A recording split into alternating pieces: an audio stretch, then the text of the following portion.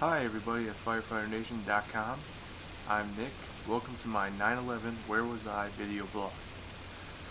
To start off, where I was 7 years ago, which I still can't believe it's been that long since this event happened. I was a freshman in high school when this happened, and I was in my third class of the day. The first plane struck the World Trade Center, as we all know, at 8:42 in the morning. I had just finished up gym class, or not gym class, I'm sorry, no, it would have been my English class, I'm sorry, it would have been my English class was my first class, just a couple minutes before English. We didn't find out till, let me see, I was in, trying to think, what was it? I remember I was in my third hour class of the day, my third class of the day, and I sitting at my table, I was nearest to the door, I remember, and two kids came running in to the class they were in my class. They said the World Trade Center, the Pentagon, had been hit, and I looked at them like, what? What are you talking about?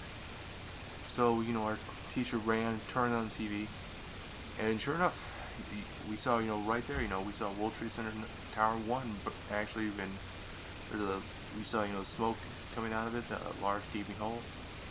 And I looked, and I didn't believe it. Not until I'd see the second plane hit the World Trade Center at about 9:02, and that's when it just hit me. Said, "Oh God, this is real."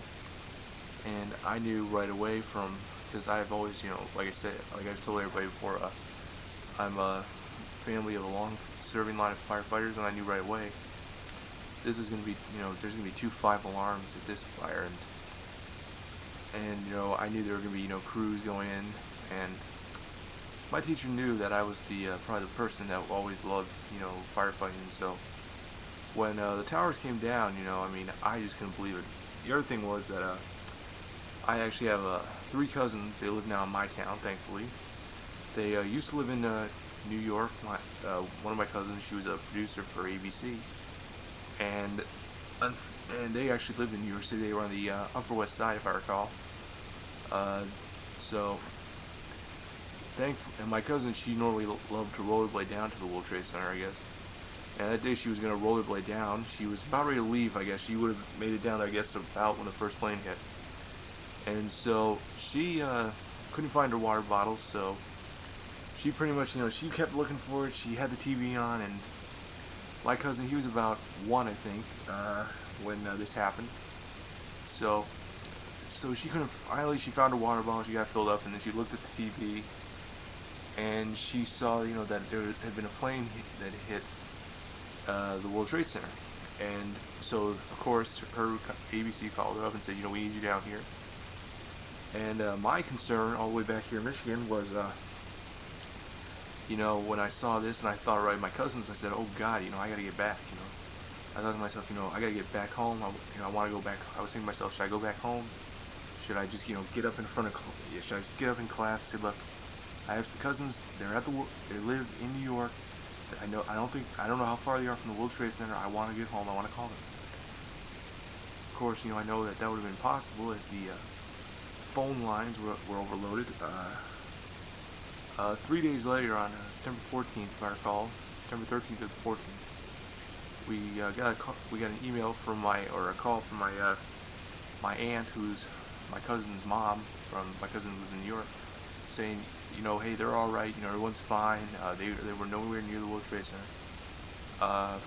So I mean, it was pretty, hairy that for a little while we didn't get, 3 days we didn't find out anything. Whether or not there had been, anything that, whether they had, if they were still, I didn't know whether or not they were alive, or what the deal was. So I mean, I was scared to death.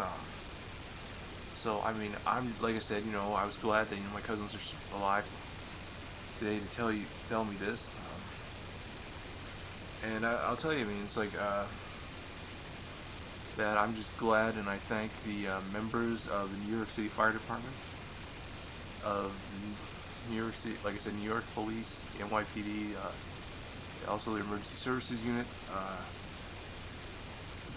New York Fire Department in New York, the FDNY, lost 343 firefighters. The NYPD lost 23. The Port Authority Police Department, which lost 37 of, I think 37, 38. I can't remember how many of them were police officers. The other ones just weren't police officers.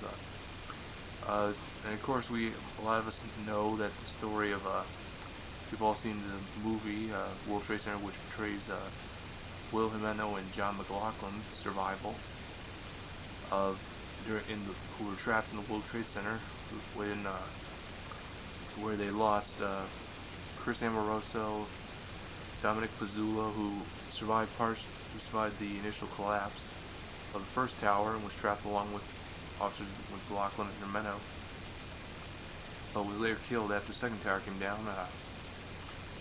And as they show in the movie, they lost, like I said, Chris Amoroso, Antonio Rodriguez, and of course Dominic Pezzulo, and Will and John, who both Port Authority police officers, who who I definitely think show some of the best courage. Who they were able to survive this.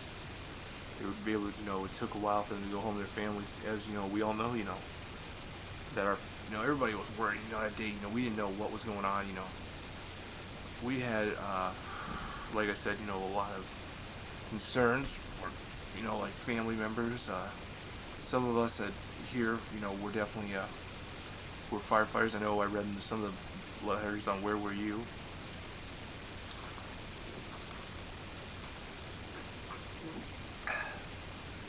Where you were. Of course, I saw one of the guys said he was in the I'm sorry, not at the World Trade Center. He was in the Pentagon. He was actually one of the firefighters who was checking it out, trying to save people there.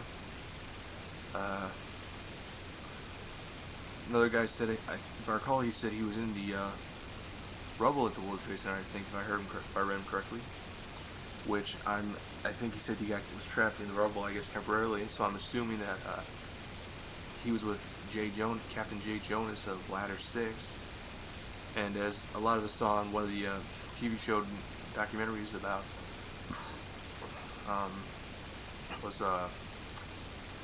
he was Engine 7, Ladder 1, 1st Battalion in Manhattan in the New York City Fire Department that was done by the Naudet brothers, which I have to admit I liked. It was a very good movie,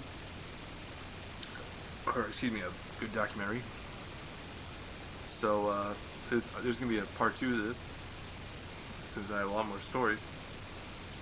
So once again, this is Nick saying, tell everybody, firefighterNation.com. Thank you, and have a good day.